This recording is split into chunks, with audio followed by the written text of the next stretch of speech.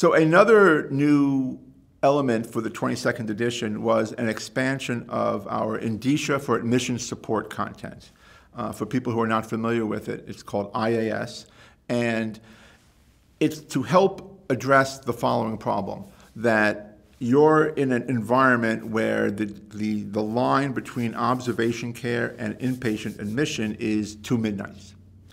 And you're working with one of the 60 or so guidelines that have a 1 day or ambulatory to 1 day goal length of stay. That creates a problem, because then you're like, okay, they're admitted by MCG's clinical criteria, but if they have a 1 day length of stay, they're not going to meet the 2 midnight rule. So the solution was based upon the fact that we like to make very clear that the goal length of stay in almost every guideline is somewhere between 20 and 35% of patients. Within a given guideline or diagnosis or procedure, 20 to 35% will attain the goal length of stay. So many do not.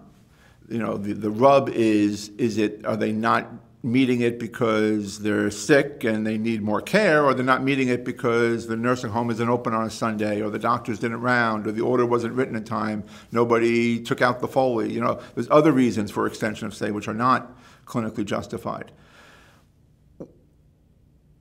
With the knowledge that for these 60 diagnoses, the goal length of stay is attained in 20 to 35% of patients, what we did was take a list of clinical criteria that are knowable upon initial presentation to the ED. So when somebody with atrial fibrillation walks into the ED and you're examining them and you're making your decisions, in addition to our admission criteria, you will have, it has a 1 day goal length of stay, you'll have a list of criteria saying that, this list is strongly correlated. Items on this list are strongly correlated to a longer length of stay.